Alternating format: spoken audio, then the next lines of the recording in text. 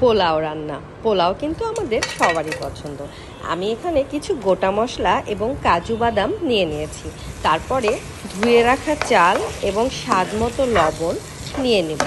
সবাই কিন্তু স্বাদ মতো লবণ এই কথাটাই ব্যবহার করে। আমি এখানে কিছুটা জিরাও দিয়ে দিয়েছি গোটা।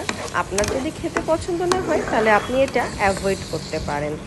স্বাদ মতো লবণ বলতে আপনি এখানে 2 থেকে 3 চিমটি লবণ দিতে পারেন। আমি এখানে অল্প পরিমাণ আদা বাটা এবং রসুন বাটা দিয়ে নিয়েছি। তারপর পোলাওয়ের চালটাকে খুব ভালোভাবে ভেজে নেব। এখন দেখেন কি পরিমাণ চালটা রয়েছে এবং ভাজার শেষের দিকে এই চালটা ফুলে কিন্তু অবশ্যই বেড়ে যাবে। পোলাওয়ের চালটা খুব মিডিয়াম আঁচে ভালোভাবে ভাজতে হবে। ভাজতে ভাজতে আমাদেরকে ভাজা শেষ হয়ে গেলে পানি দিয়ে দিতে হবে।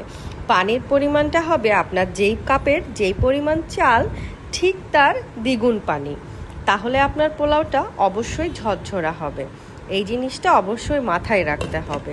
যেই কাপের যেই পরিমাণ চাল তার দ্বিগুণ পানি। পানিটা যখন অনেকটা শুকিয়ে আসবে তখন আমার পোলাওয়ের সাদা রঙটা আনার জন্য আমি এখানে 2 চামচ গুঁড়া দুধ পানি দিয়ে গুলে রেখেছি।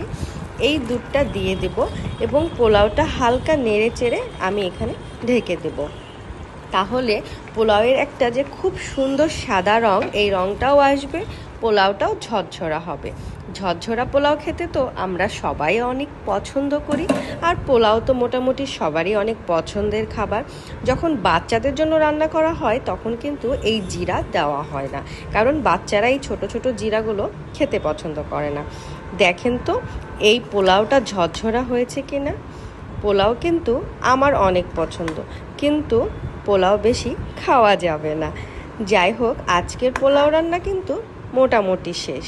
আপনাদেরকে দেখিয়ে দিলাম পোলাওটা কেমন ঝরঝরা হয়েছে। এখন আমি তো আগে পেঁয়াজ দিই না, পেঁয়াজের বেরেস্তাও বানাতে হবে। পেঁয়াজের বেরেস্তাও বানিয়ে নিব এই পোলাওয়ের জন্য। যখন এটা সার্ভ করব তখন পেঁয়াজের বেরেস্তা ব্যবহার করে নেব। আপাতত আমাদের এই যে পোলাওয়ের আসল চেহারা, যেটা শেষ পর্যায়ে, আপনাদের কাছে কেমন লাগলো অবশ্যই আমাদেরকে জানাবেন। এবং এটা আমার নিজস্ব অভিমত, আমি কোনো এক্সপার্ট রাঁধুনি নই। তাই যদি কোনো ভুলভ্রান্তি হয়ে থাকে অবশ্যই ক্ষমা সুন্দর দৃষ্টিতে দেখবেন এবং আপনাদের মতামত জানাবেন। ধন্যবাদ।